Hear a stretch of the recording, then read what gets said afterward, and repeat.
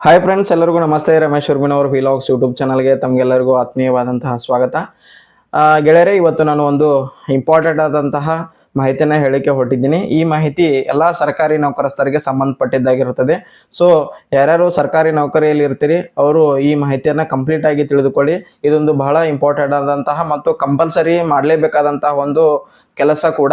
So ಹಾಗಾಗಿ ಏನಪ್ಪಾ ಅಂತಂದ್ರೆ, ಮೊನ್ನೆ ಫೆಬ್ರವರಿ 21, 2025ರಂದು ಆರ್ಥಿಕ ಇಲಾಖೆಯಲ್ಲಿ ವಿತ್ತೀಯ ಸುಧಾರಣಾ ಸರ್ಕಾರದ ಕಾರ್ಯದರ್ಶಿಯವರು ಒಂದು ತಮ್ಮ ಆದೇಶ ಪತ್ರದಲ್ಲಿ 2 ಇನ್ಶೂರೆನ್ಸ್ಗಳನ್ನ ಮಾಡಿಸುವುದು ಕಡ್ಡಾಯ ಅಂತ ಹೇಳಿದ್ದಾರೆ. ಸೊ ಸರ್ಕಾರದ ಏನು ಸಂಸ್ಥೆಗಳಲ್ಲಿ, ನಿಗಮ ಮಂಡಳಿಗಳಲ್ಲಿ ಏನೇನೋ ಸಂಸ್ಥೆಗಳು ಬರ್ತಾವಲ್ಲ, ಅಂತಹ ಸಂಸ್ಥೆಗಳಲ್ಲಿ ಕರ್ತವ್ಯ ನಿರ್ಸಕ್ಕಂತಹ ಎಲ್ಲ ಸರ್ಕಾರಿ ನೌಕರರು ಕೂಡ ಈ 2 ಇನ್ಶೂರೆನ್ಸ್ಗಳನ್ನ ಮಾಡಿಸುವುದು ಕಡ್ಡಾಯ ಅಂತ ಹೇಳಿದ್ದಾರೆ.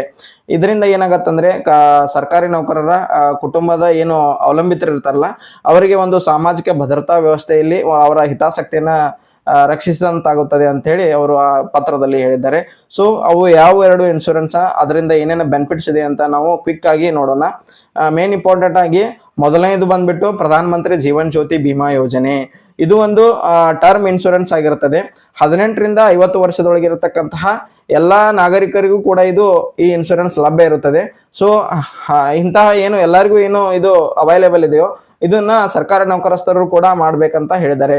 ಇದರ ವಾರ್ಷಿಕ ಪ್ರೀಮಿಯಂನ ಮೊತ್ತ 436. ಅಂದ್ರೆ ಬರೀ ಒಂದು ವರ್ಷದಲ್ಲಿ ನಿಮ್ಮ ಬ್ಯಾಂಕ್ ಅಕೌಂಟ್ ನಿಂದ ಬರೀ 436 ರೂಪಾಯಿನ ಕಟ್ ಮಾಡಿಕೊಂಡು ಸಮ್ ಅಶ್ಯೂರ್ಡ್ 2 ಲಕ್ಷ ರೂಪಾಯಿನ ಒಂದು ಟರ್ಮ್ ಇನ್ಶೂರೆನ್ಸ್ ಇದಾಗಿರ್ತದೆ. ಟರ್ಮ್ ಇನ್ಶೂರೆನ್ಸ್ ಅಂತಂದ್ರೆ ಅಂದ್ರೆ ಯಾವುದೇ ಕಾರಣದಿಂದ ಡೆತ್ ಆದ್ರೆ ಈ ಏನು ಸಮ್ ಅಶ್ಯೂರ್ಡ್ ಮೊತ್ತ 2 ಲಕ್ಷ ಇರುತ್ತೆ, ಅದನ್ನ ಅವರು ಯಾರು ಅವಲಂಬಿತರಿರ್ತಾರೋ ಅಥವಾ ನಾಮಿನಿ ಇರ್ತಾರೋ ಅವರಿಗೆ ಸಂದಾಯ ಮಾಡ್ತಕ್ಕಂತಹ ಒಂದು ಇನ್ಶೂರೆನ್ಸ್ ಇದಾಗಿರ್ತದೆ. ಸೊ ಬಹಳ ಇಂಪಾರ್ಟೆಂಟ್ ಆಗಿ 2 ಲಕ್ಷದ ಒಂದು ವರ್ಷದಲ್ಲಿ 2 ಲಕ್ಷ ಅಂತ ಬರೀ 436 ರೂಪಾಯಿಲಿ ಇಂತಹ ಒಂದು ಇನ್ಶೂರೆನ್ಸ್ ಸಿಗುವುದು ಬಹಳ ಕಷ್ಟ. ಸೊ ಇದು ನಮ್ಮ ಏನು ಕೇಂದ್ರ ಸರ್ಕಾರದಿಂದ ಈ ಇನ್ಶೂರೆನ್ಸ್ ಅನ್ನ ಇದನ್ ಮಾಡಿದ್ದಾರೆ. ಅದಕ್ಕಾಗಿ ಏನ್ ಮಾಡ್ಬೇಕಂದ್ರೆ ಎಲ್ಲಾ ಸರ್ಕಾರಿ ನೌಕರರು ಈ ಇನ್ಶೂರೆನ್ಸ್ ಅನ್ನ ಮಾಡಿಸ್ಬೇಕು. ಮತ್ತೆ ಇದರಿಂದ ಏನಂತಂದ್ರೆ ತಮ್ಮ ಕುಟುಂಬದ ಅವಲಂಬಿತರಿಗೆ ಇದರಿಂದ ತುಂಬಾ ಹೆಲ್ಪ್ ಆಗುತ್ತದೆ. ನೌಕರಿ ಮಾಡ್ತಾ ಏನಾಗಿರ್ತಂದ್ರೆ ಇದ್ರ ಬಗ್ಗೆ ಇಂತಹ ಇನ್ಶೂರೆನ್ಸ್ ಬಗ್ಗೆ ನಮ್ಮ ಗಮನವನ್ನು ಕೊಡದೆ ಏನೋ ನೆಗ್ಲಿಜೆನ್ಸ್ ಅನ್ನು ತೋರಿಸಿರ್ತೀವಿ. ಸೊ ಅದನ್ನ ಮಾಡದೆ ಈಗ ಏನಪ್ಪಾ ಅಂತಂದ್ರೆ ಕಂಪಲ್ಸರಿ ಆಗಿ ಇದನ್ನ ಈ ಇನ್ಶೂರೆನ್ಸ್ ಅನ್ನ ಮಾಡಿಸ್ಬೇಕು. ಮತ್ತೆ ಇದನ್ನ ಏನಂತಂದ್ರೆ ಇಂಪಾರ್ಟೆಂಟ್ ಆಗಿ ನಮ್ದು ಈ ಎಲೆಕ್ಟ್ರಾನಿಕ್ ಸರ್ವಿಸ್ ರಿಜಿಸ್ಟರ್ ಅಂತ ಏನು ಬರ್ತಾ ಇದೆ, ಅದರಲ್ಲಿ ಈ ಪಾಲಿಸಿ ಡೀಟೇಲ್ಸ್ ಗಳನ್ನ ಅದರಲ್ಲಿ ಮೆನ್ಷನ್ ಮಾಡೋದು ಕೂಡ ಕಡ್ಡಾಯವಾಗಿದೆ. ಸೊ ಇದೊಂದು ಅತ್ಯುತ್ತಮವಾದಂತಹ ಸರ್ಕಾರದ ಕಡೆಯಿಂದ ಒಂದು ಅತ್ಯುತ್ತಮವಾದ ನಡೆಯಾಗಿದ್ದು, ಇದರಿಂದ ಎಲ್ಲಾ ಸರ್ಕಾರಿ ನೌಕರಸ್ಥರಿಗೂ ಕೂಡ ಬಹಳ ಹೆಲ್ಪ್ ಆಗುತ್ತೆ.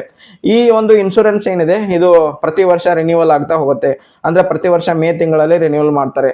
ಇದರಿಂದ ಏನಪ್ಪಾ ಅಂದ್ರೆ ಪ್ರತಿ ವರ್ಷ ಮೇ ತಿಂಗಳಲ್ಲಿ ನಿಮ್ಮ ಬ್ಯಾಂಕ್ ಅಕೌಂಟ್ ನಲ್ಲಿ ದುಡ್ಡು ಇಟ್ಕೊಳ್ಳೋದು ಕಂಪಲ್ಸರಿ. ಯಾಕಂದ್ರೆ ಇದು ಆಟೋ ಡೆಬಿಟ್ ಆಗ್ತಾ ಇರುತ್ತೆ. ಅಂದ್ರೆ ಪ್ರತಿ ವರ್ಷ ಈ ಇನ್ಶೂರೆನ್ಸ್ ರಿನ್ಯೂವಲ್ ಆಗೋದಂದ ಅಂದ್ರೆ ಪ್ರತಿ ವರ್ಷ ನಿಮ್ಮ ಅಕೌಂಟ್ ನಿಂದ 436 ರೂಪಾಯಿ ಕಟ್ ಆಗ್ತಾ ಇರುತ್ತೆ.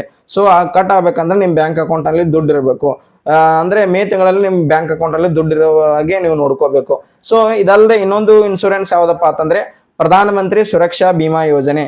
ಈ ಯೋಜನೆ 18ರಿಂದ 70 ವರ್ಷದೊಳಗಿರತಕ್ಕಂತಹ ಎಲ್ಲಾ ನಾಗರಿಕರಿಗೂ ಕೂಡ ಲಭ್ಯವಿದೆ. ಇದರ ವಾರ್ಷಿಕ ಪ್ರೀಮಿಯಂನ ಮೊತ್ತ ಬರೀ 20 ರೂಪಾಯಿ.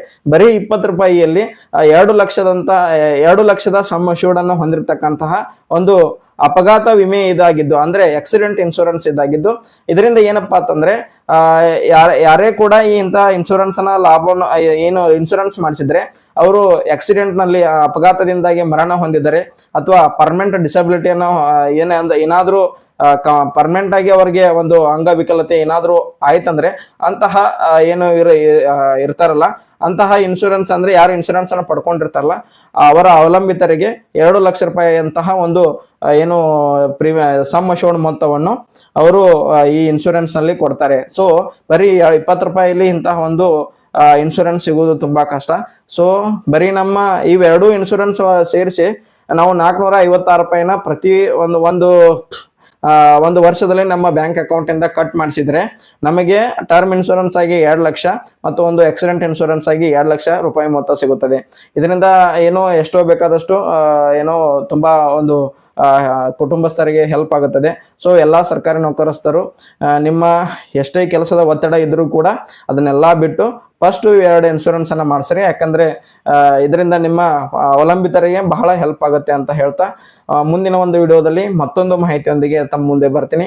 ಹಾಗೆ ಈ ವಿಡಿಯೋ ನಿಮ್ಗೆ ಇಷ್ಟ ಆಗಿದ್ರೆ ನನ್ನ ಯೂಟ್ಯೂಬ್ ಚಾನಲ್ನ ಸಬ್ಸ್ಕ್ರೈಬ್ ಮಾಡಿ, ಹಾಗೆ ಪಕ್ಕದಲ್ಲಿರ್ತಕ್ಕಂತಹ ಬೆಲ್ ಬಟನ್ ಅನ್ನ ಪ್ರೆಸ್ ಮಾಡಿ. ಇದರಿಂದ ನನ್ನ ಮುಂಬರೋ ವಿಡಿಯೋಗಳ ನೋಟಿಫಿಕೇಶನ್ ನಿಮಗೆ ಸಿಗುತ್ತೆ ಅಂತ ಹೇಳ್ತಾ ಮುಂದಿನ ವಿಡಿಯೋದಲ್ಲಿ ಮತ್ತೆ ಭೇಟಿ